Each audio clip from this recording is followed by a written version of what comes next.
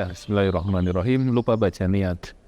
Jadi niat itu bukan dibaca, tapi niat itu dilakukan di dalam hati. Jadi mahalul niyah fil qalbi. Jadi tempatnya niat itu adalah di dalam hati. Jadi niat itu di dalam hati. Sahabat muslim yang disayangi dimuliakan Allah Subhanahu wa taala, di dalam ibadah puasa Ramadan ada dua rukun yang paling asasi.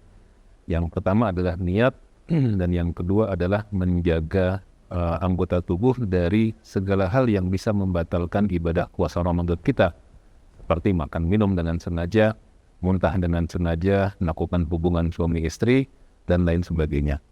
Sahabat muslim yang disayangi dimuliakan Allah Subhanahu wa taala, kita berbicara masalah niat. Dalam ibadah puasa Ramadan, niat ini menjadi sangat mendasar. Dan niat ini menurut jumhur ulama itu dilakukan di dalam hati, dan menurut sebagian ulama yang lain dilakukan di dalam hati dan kemudian diiringi dengan diucapkan melalui lisan. Sehingga yang terbaik adalah hati kita itu berniat dan kemudian lisan kita juga mengucapkan apa yang kita niatkan itu, termasuk dalam ibadah puasa Ramadan. Nah, bagaimana jika seseorang ketika berpuasa Ramadan dia tidak niat? Ya, tidak niat beda dengan tidak mengucapkan niat. Kalau tidak niat itu artinya di dalam hatinya memang tidak terbesit sedikit pun niat untuk melaksanakan ibadah puasa Ramadan. Ini seperti kalau kita melaksanakan ibadah puasa sunnah. Misalnya hari Senin atau hari Kamis. Ya, kita bangun subuh, sholat subuh, kemudian kita beraktivitas, kita belum makan, kita belum minum, tiba-tiba di kantor atau di tempat kerja kita, sudah jam 10 pagi, saya lanjut belum makan, belum minum, saya puasa sunnah saja. Itu hukumnya boleh kalau kita puasanya puasa sunnah. Tetapi khusus untuk ibadah puasa Ramadan, itu tidak boleh. Ya, jadi untuk ibadah puasa Ramadan, seseorang itu harus niat di dalam hatinya semenjak malam hari, paling lambat saat azan subuh berkumandang.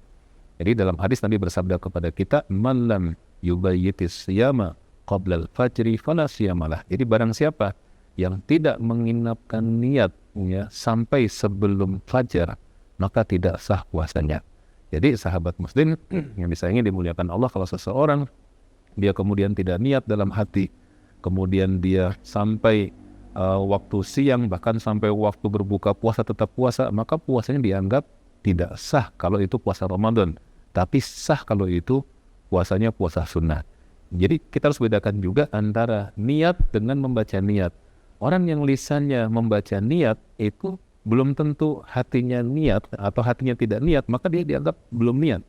Tapi seseorang yang hatinya niat meskipun lisannya belum mengucapkan niat, maka dianggap sudah niat. Jadi kita perlu hati-hati, yang terbaik adalah hati kita itu berniat, kemudian juga diiringi lisan kita mengucapkan niat. Ya, beberapa masjid di masyarakat kita itu, atau kebanyakan masjid di masyarakat kita itu sering membimbing jamaahnya agar mereka niat dalam hati sekaligus diucapkan dengan lisan, misalnya dengan syahadat nawaitu sauma ghadin an adai fardhi syahri ramadhan hadhihi sanati lillahi ta'ala. Ini untuk reminder, mengingatkan kita untuk berniat puasa di esok hari. Karena kalau tidak niat sampai azan subuh berkumandang, maka puasanya dianggap batal, tidak sah dan sia-sia.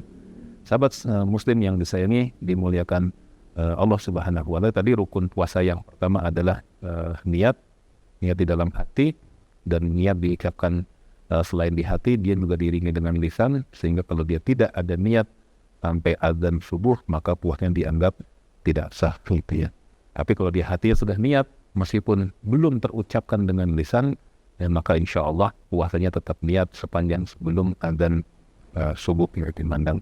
Nah, rukun puasa yang kedua adalah al-imsak, atau menahan diri dari hal-hal yang membatalkan puasa, dari semenjak fajar sampai dengan adzan maghrib berkumandang. Kalau kedua hal ini dilakukan, maka insya Allah secara fikih dia sudah melaksanakan ibadah puasa Ramadan, dan insya Allah mudah-mudahan puasanya diterima oleh Allah Subhanahu wa taala, meskipun bukan hanya dua itu puasa Ramadan, tetapi juga harus menahan diri dari hawa nafsu dan lain sebagainya. Mudah-mudahan Allah menerima ibadah puasa kita semua. Wallahu a'lam bishawab.